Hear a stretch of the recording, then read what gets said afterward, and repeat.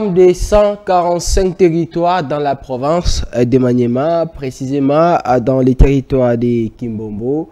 4 ans, jour pour jour, depuis que ce programme a été lancé, est-ce que l'argent déboursé, est-ce que les travaux ont été réalisés, est-ce qu'il y a eu des constructions de ces côtés? C'est une question qui mérite d'être posée.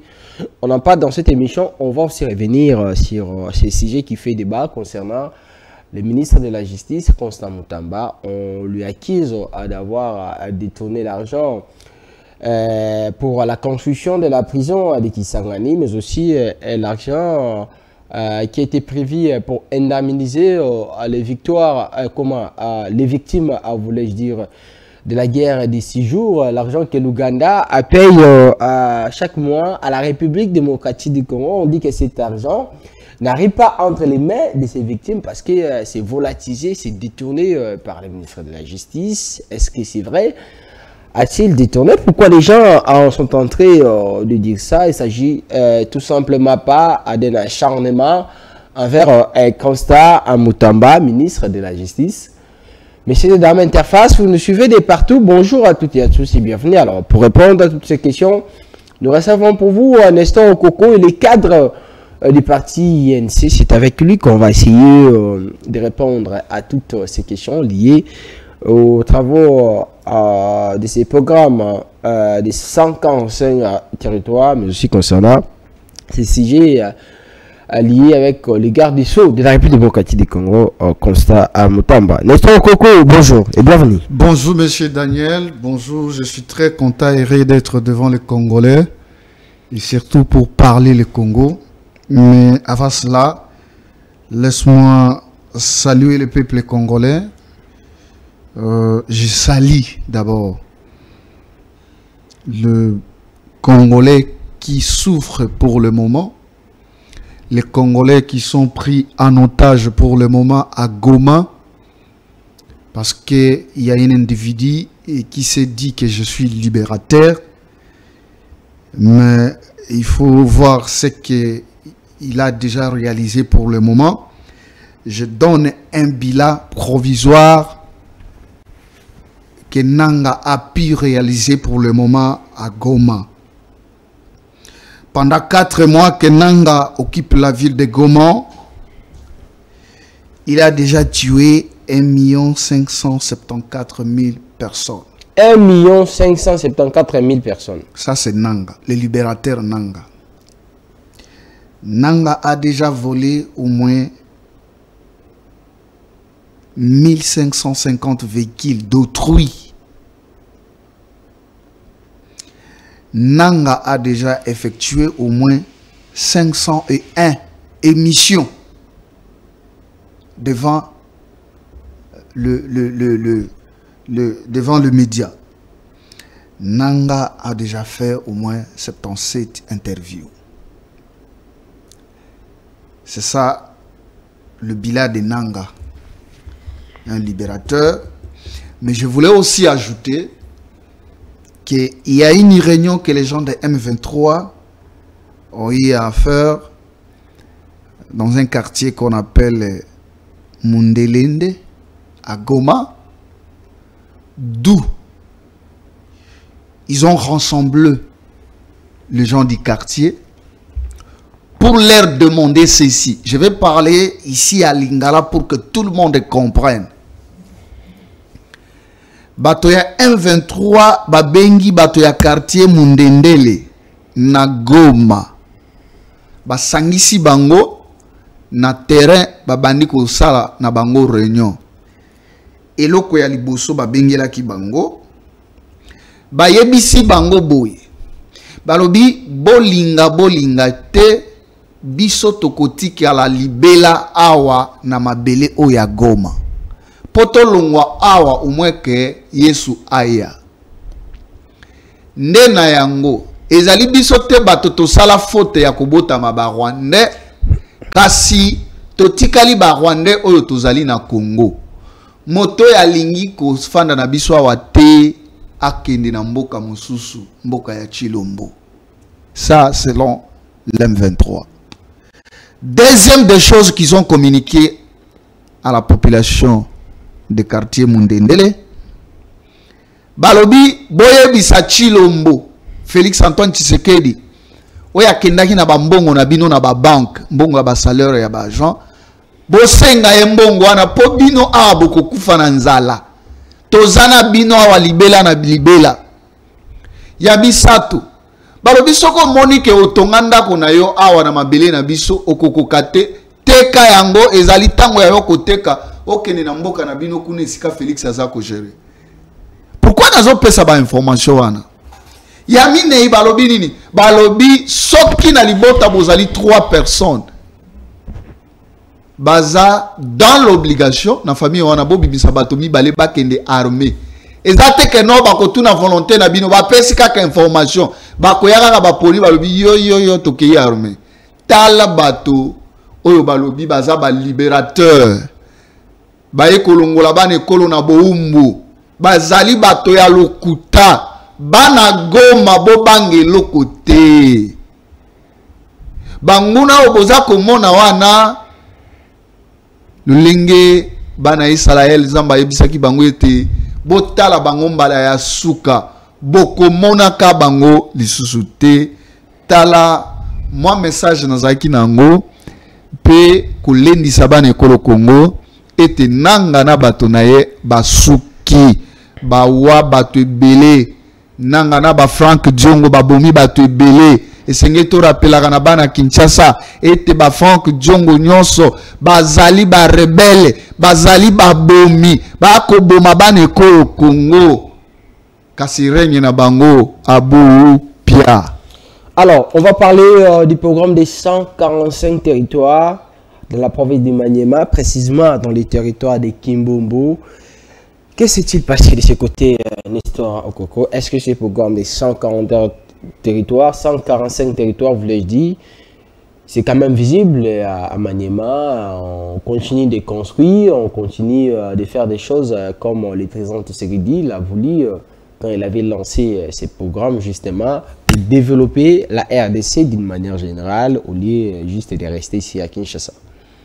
Monsieur le Daniel, monsieur les journalistes, je sens l'odeur. Je sens l'odeur de voleurs. Ah, l'odeur de vous aussi, vous commencez à sentir l'odeur. Je sens l'odeur de voleurs chez nous au Maniema. Vous sentez comme Moutambozi. Allez-y. L'odeur des voleurs au Maniema. Maniema, Njokwetu. Si le président de la République, Félix Antoine Tshisekedi Tshilombo, décide de lancer un projet de 145 territoires, c'est un projet phare qui devrait développer les coins et les recoins de la République. Mais il y a les gens, les Pomba comme disent les Quinois, qui prend les lixi de prendre l'argent des contribuables congolais pour en distribuer et mettre dans leurs poches. Messieurs les journalistes, laisse-moi vous dire que en ce moment-ci ici, l'argent qui a été destiné pour aller construire l'école primaire de Lokango, groupement Lokango, l'école primaire de groupement Enyamba, au chef-lieu de la territoire de chefferie, l'école primaire qui a été destinée dans le groupement de Oye, chefferie d'Ankouchou, a été détournée par les voleurs de la République.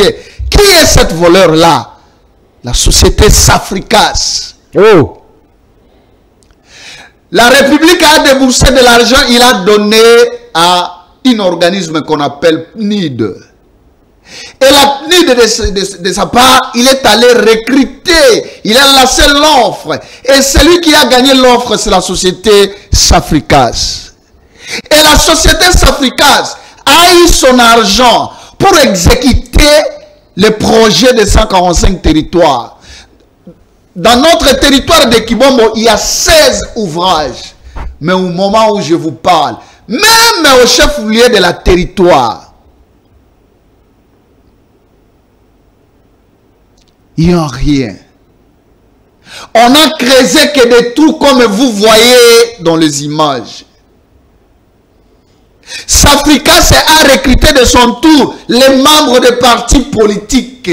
Oh, Safricas a recruté les membres des partis politiques de l'ensemble pour la République. Ils ont saboté le projet de 145 territoires.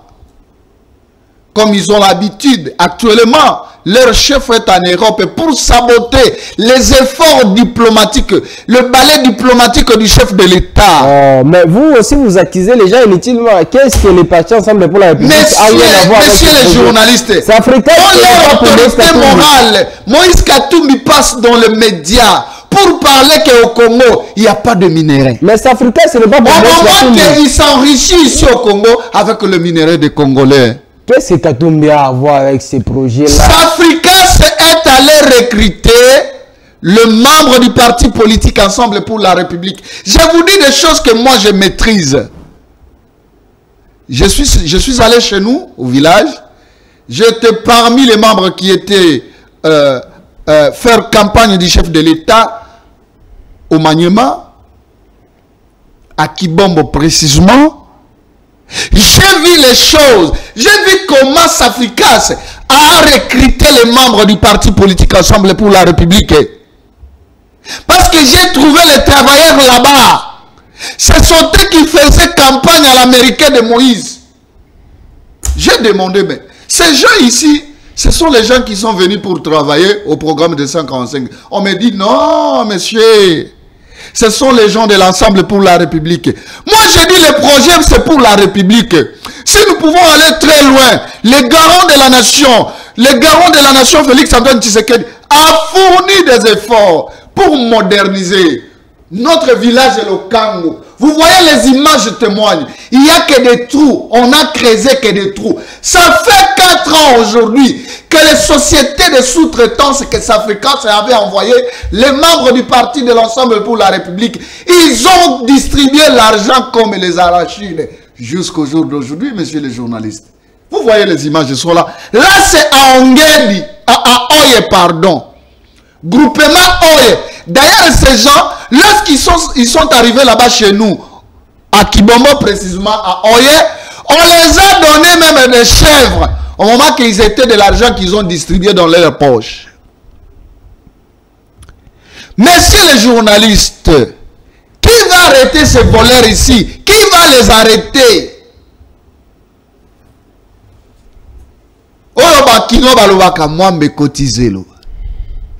Justice et Kangi justice.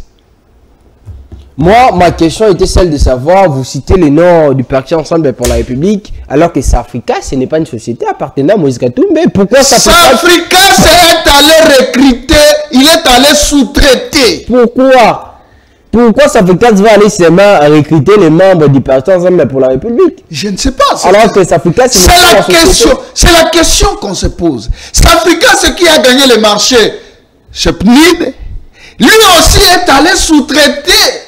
Vous avez des preuves que les membres qui sont... J'ai des preuves. Il y a un cadre de l'Ensemble pour la République qui a gagné le marché chez Safricas. Certainement, c'est un ingénieur.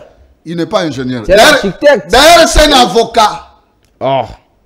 Qui n'a pas même un véhicule au Maniema pour transporter ne fût-ce que les ciments. Il n'a pas ça. Ça peut arriver que ça puisse être une relation privée entre lui et les dirigeants des Safricas. C'est un avocat. Je te précise que c'est un avocat.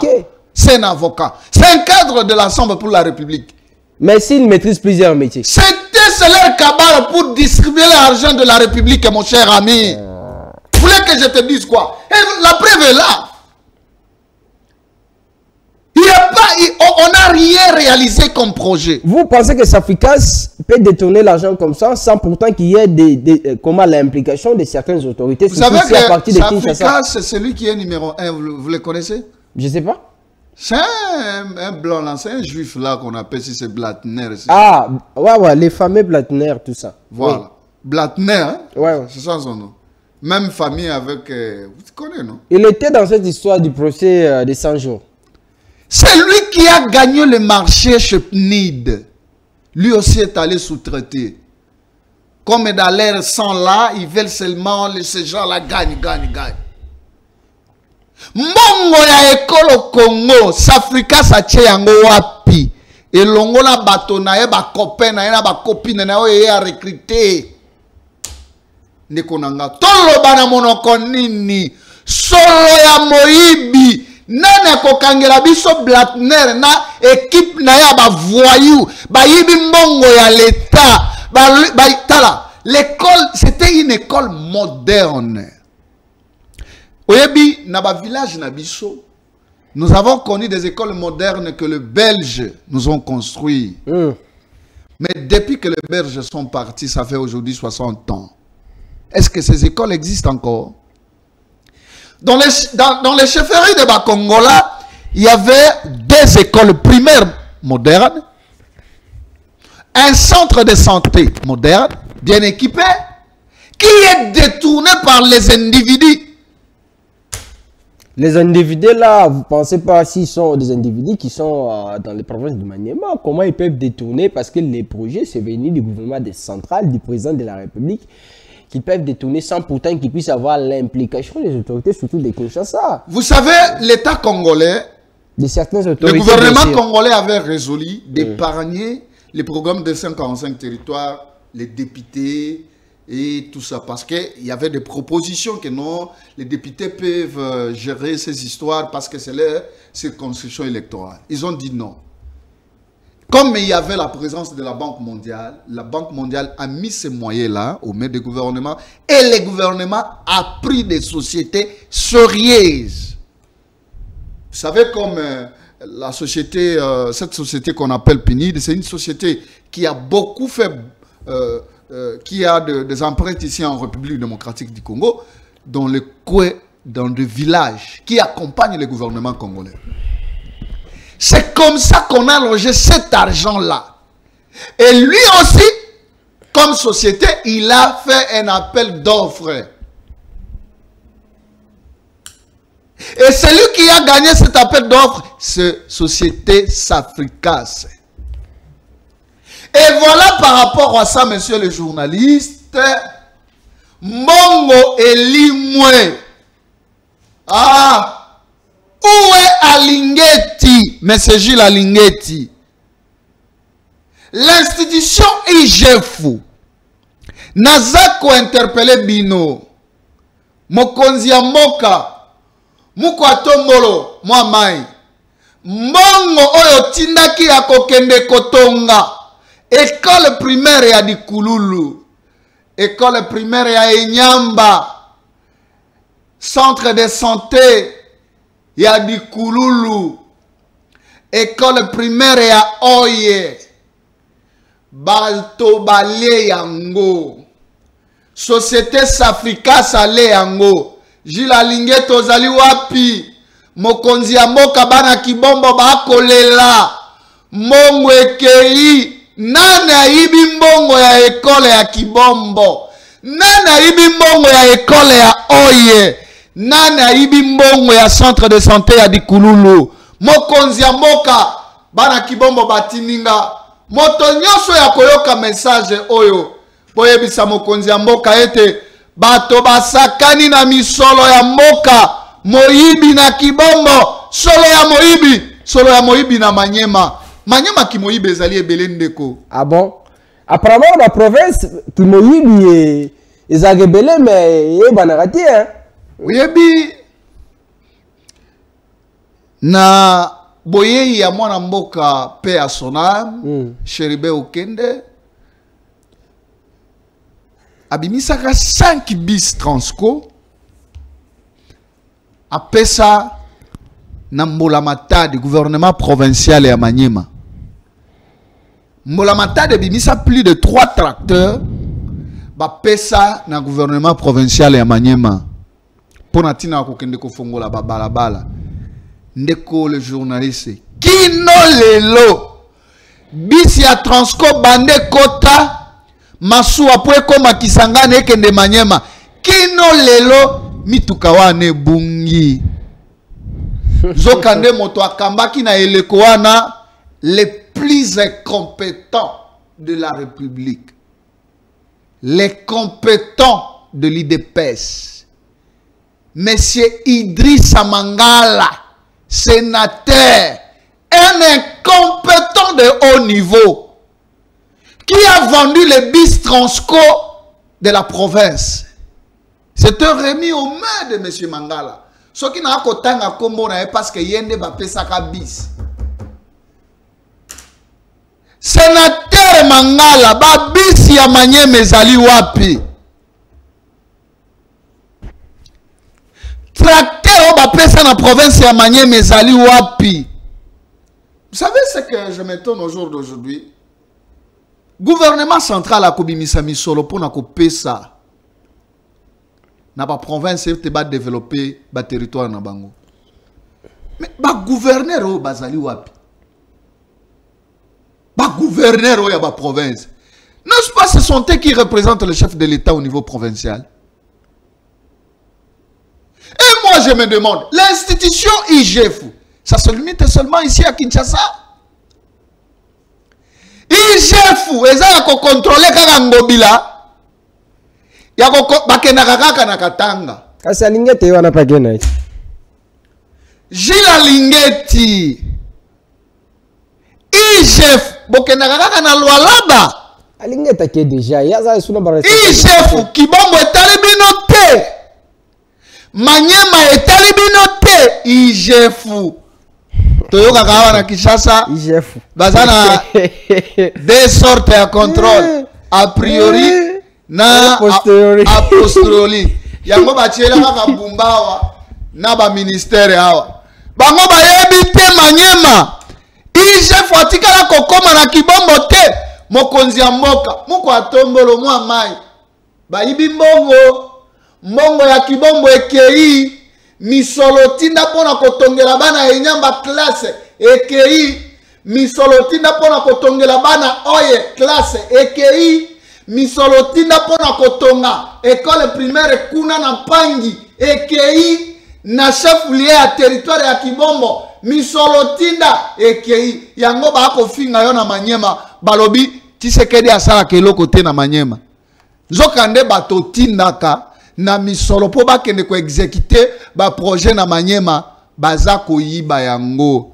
batonde banane Safricas oyo bino bomona lokola somba Congo ba marché nyonso bopesa kaye ye wana tiki mabulu Blatner société na Safricas elongona bato a recruter ensemble pour la République batiki mabulu na Kibombo na oye na Enyamba na Lokango mabulu wana oyebi na yebisa yo nini esilisi bataba nyonso basoso nyonso esili bato wana bakobika na bataba na bango bakobika na basoso na bango soso soka koti na libulu wana akobima te mabulu sa boyebisa ta Safricas ayebisa bato na ye bakende kokunda mabulu mokonzi ya mboka bana Kibombo bakoyina yo likolo ya biloko wana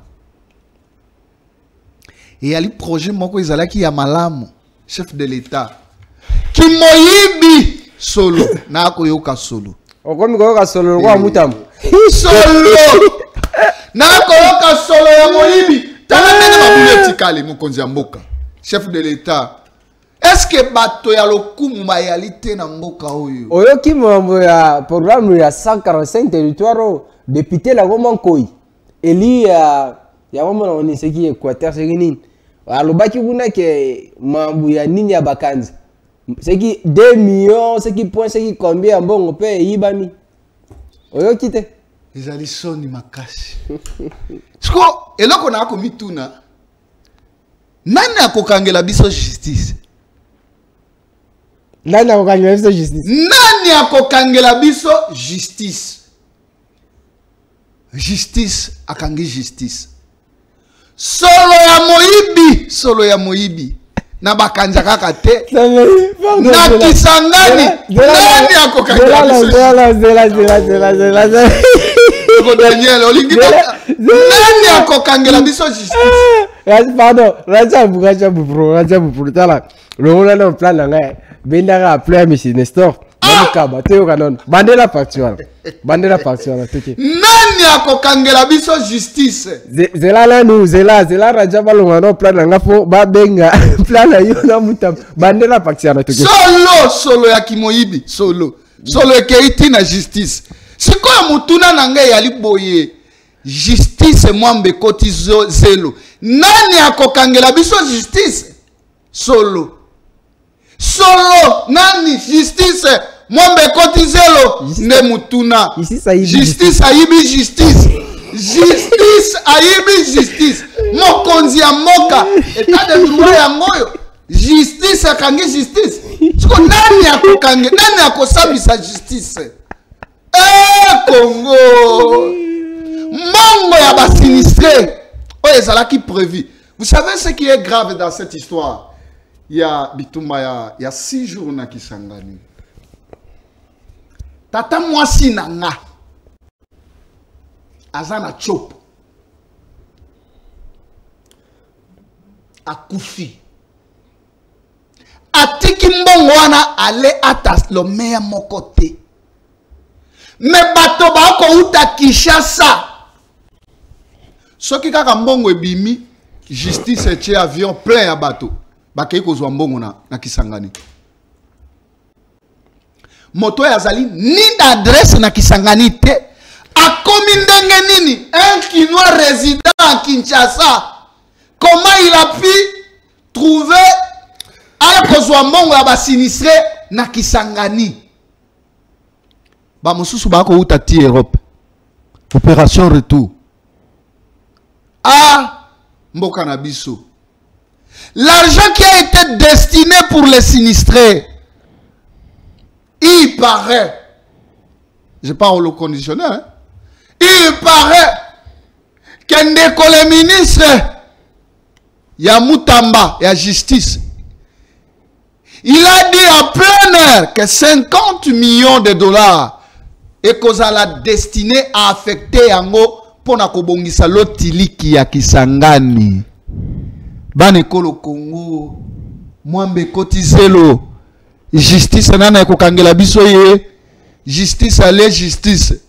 Ndena akotuna mokonzi ya mboka, yonde babengaka le garant de bon fonctionnement des institutions.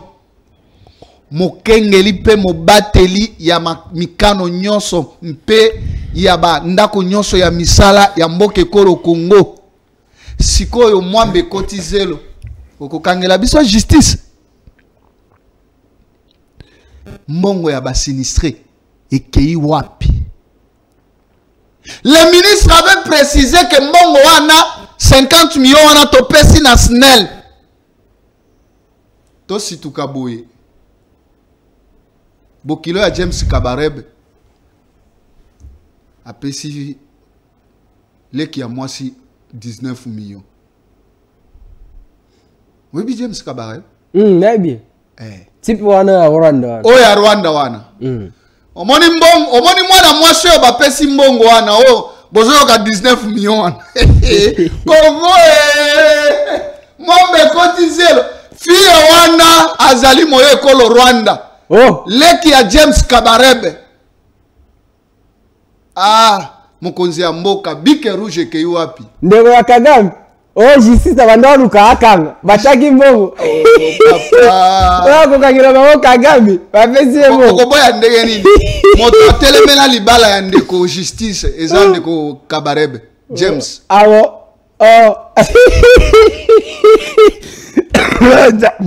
Oh, Kolo, pardon. Maman. Justice akangi justice. Mokonzi ya mboka bike rouge yangoyo. Bike rouge yangoyo na simbi na maboko. Kimoyibi ya ba million na mboka Congo. Bisoto ako nyokwama. Nous avons crié à la jeunesse et à la sagesse. Vous savez, dans tout ça, na eloko na mitunaka. Les gens ont voulu la tête de Vital Kamerhe. Je reviens dans ça. Pour Bayako Sabola Mboka. Bayako Zwa Mboka Batiango na makambo ya nyamu. Un monsieur qui se dit de l'opposition, Azara gouvernement, Azara Kolobaza, il y a opposition. Bon, il y a un monde de nous. Bon, opposition, il y a une définition, et ça a une constitution dans mon bécoli konzi. Si on est comme la opposition, même les communicateurs n'ont union sacrée. C'est qu'il est vrai que Moutamba, c'est le pion de Kabila. Oh, comment ça? Mais Moutamba Lobakati, il est là opposition. Azalaka moto union sacrée. Et c'est vrai. Il y a des gens qui ont signé charte union sacrée. Balobi Moutamba a créé Kabila Forever. Yebisanga Moutamba Mokoloni na kenda ko signé charte union sacrée. Signature ya Moutamba ezalaka na FCC. Signature ya Moutamba nde a créé Kabila Forever. Yena Petit. Est-ce que c'est retiré ngokuna? Mais Moutou ya bongo boye ko pesa ye ministère munene. Tala ndenge Moutamba kotisi zelo na mwamba. Est-ce que boye biba gafe Moutamba commettre na gouvernement oui? C'est pour la première fois au Tomona un ministre d'État liboso ya chef na premier ministre azolo banazo ka solo ya Moyibi.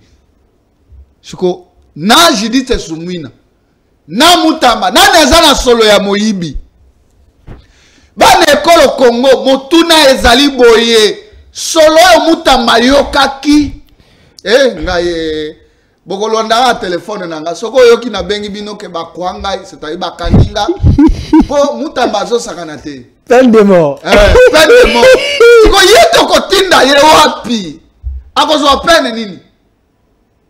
Peine de vivant. Peine de vie. Oyebi vidéo na moko wana oya zako tuna bakuluna boye bino bozo kende angenga bokozonga lisusu te. So yeto kotina yo wapi na osio. Yango Moutamba yebaki ke azokende prison yango akayiko bongisa makala. Atie bambeto ya malamu.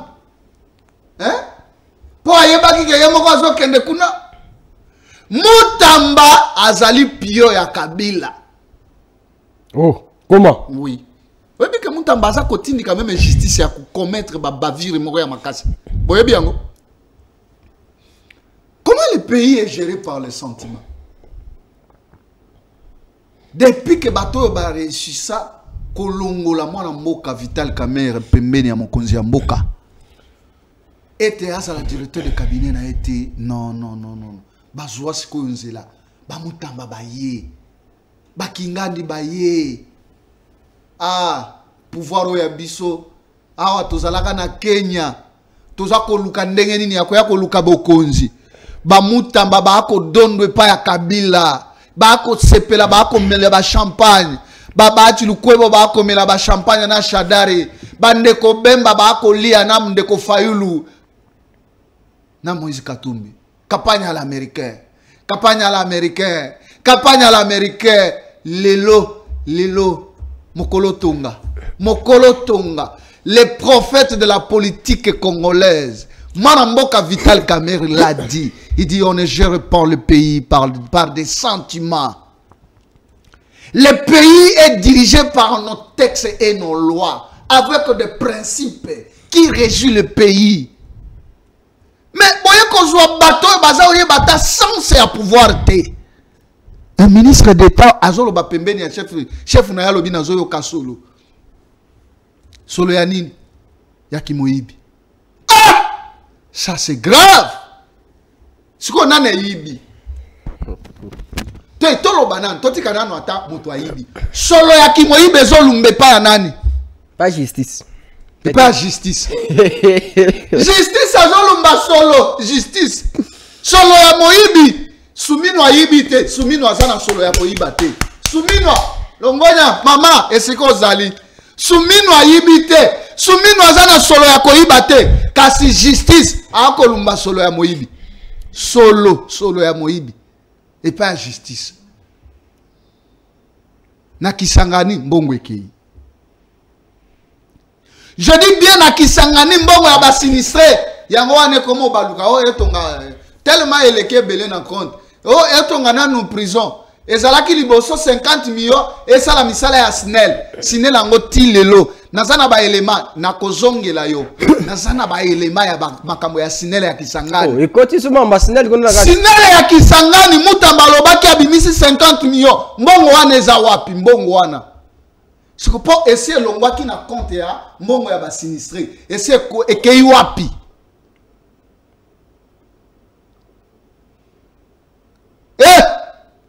Nane kokangela biso justice. Congo. Nzambe. Solo. Nane kokangela biso justice. Mokonzi ya mboka. Moko atombolo mo mai. Justice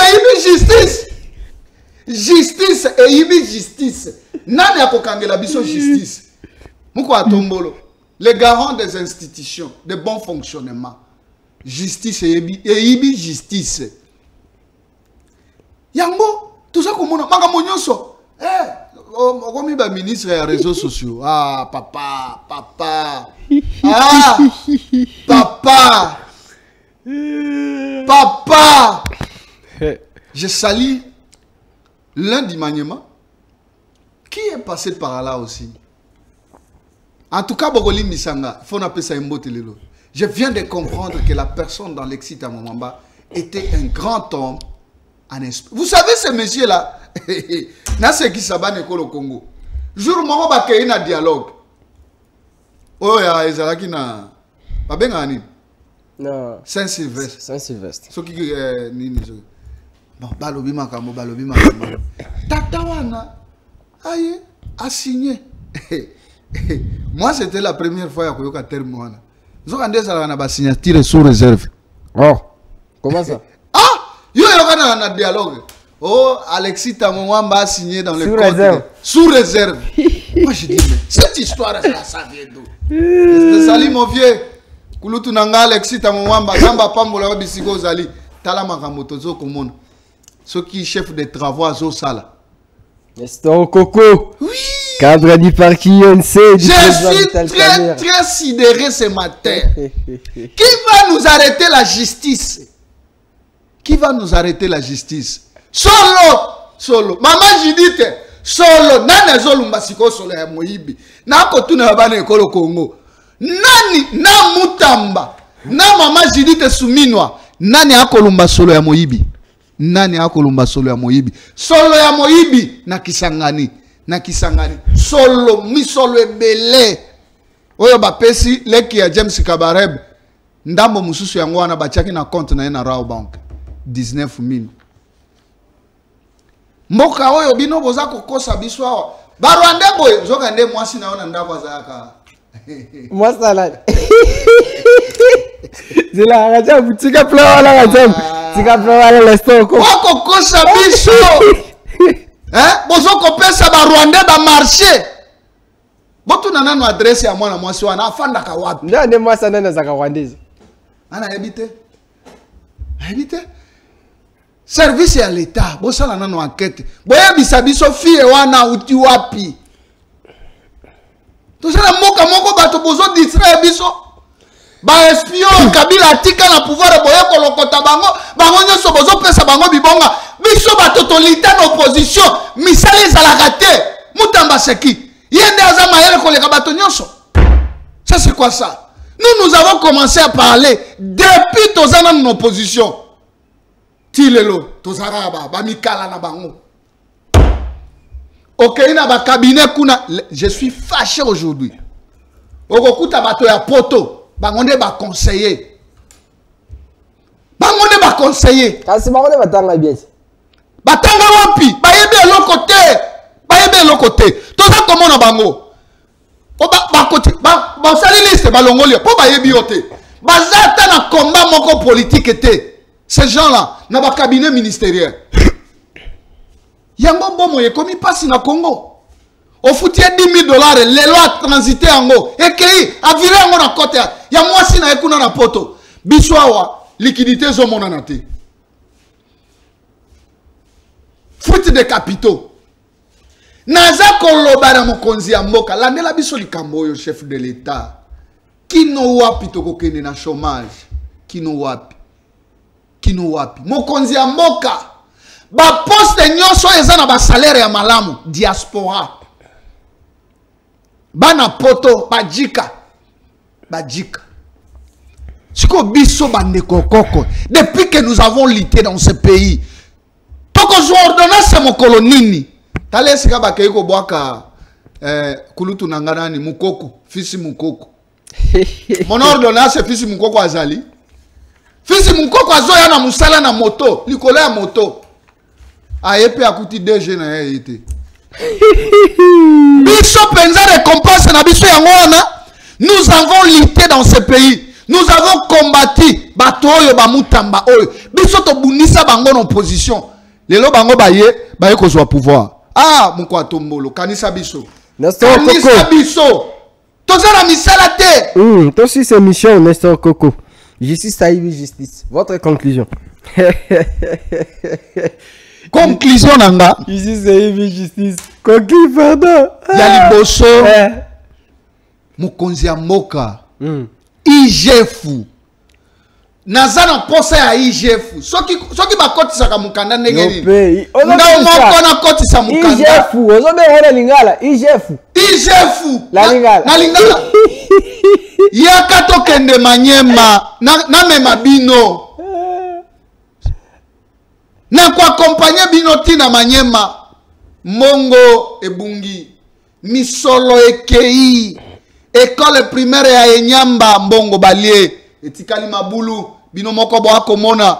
École primaire ya Lokango Balie Mbongo. Ça fait 4 ans aujourd'hui. Batimola Mabulu wana. École primaire ya Oye Balie Mbongo. Ça fait 4 ans aujourd'hui. Na pangi ba akobenga nga mikolo nyonso. Bana pangi botindela nga ba image. Balobi kuna pe. Ba école primaire nyonso depuis Batimola Mabulu. Na kotili se mission oyote sans que na kumisa pe bato bazana ba valeur. Bato bazana lokumu ya mboka oyo. Et surtout ba maman. Ici je m'adresse na peuple congolais. Na kopesa bango information. Etezana maman moko oya yebi ko sala mosala. Ezana maman moko oya zali na bolingo ya libele. Libele oyebi mabele oyebi makana epa ba mama e kunande boyebi pe bwanye utaka kunande bolingwe utaka mama wana ayali ko sala mosala na ye na ebonga esika leta tia ye azali mama ya boboto mama oyo ayebi ko sunga mama oyo ayebi ko salisa siko ba kongole ba kotunanga kombo na ye mama nani ezali mama Mireille Kasayen bisika azali Mwana Congo ya solo, oya tondi na boboto, atondi na bolingo. En tout cas, je demande à Dieu, Maman Mireille Kasayen, Nzambe apambola ye, Nzambe abakisa ebele. Oyebi na ba temps difficile oyo. Soko tali makambo mama akosala, atakuna na village na ye, na Bukavu. Tu ne peux pas imaginer. Maman Mireille azali maman moko ya boboto, atonda na bolingo ya mboka. Yango mokolo mususu mokonzi ya mboka soko eko sengaka ete bapesa ye mwa ebonga mama wana Mireille Kasayen abongi na ye kozwa ebonga ukati ya mboka na biso ne Mireille Kasayen on apesa ka mbote l'autre fois wana mbote meye ayalaki libanda ya mboka akozonga na poso oyo mama Mireille bisiko ozali tika nzamba batela yo pe bon séjour na bisika yo ozali kuna na mikili ya bapaya. Nestor Okoko, cadre du parti INC et du président Vital Kamerhe. C'est un réel plaisir pour nous de vous recevoir sur ce plateau. Merci d'avoir répondu à toutes nos questions, mais aussi à notre invitation. Merci beaucoup, Ndeko Daniel. Merci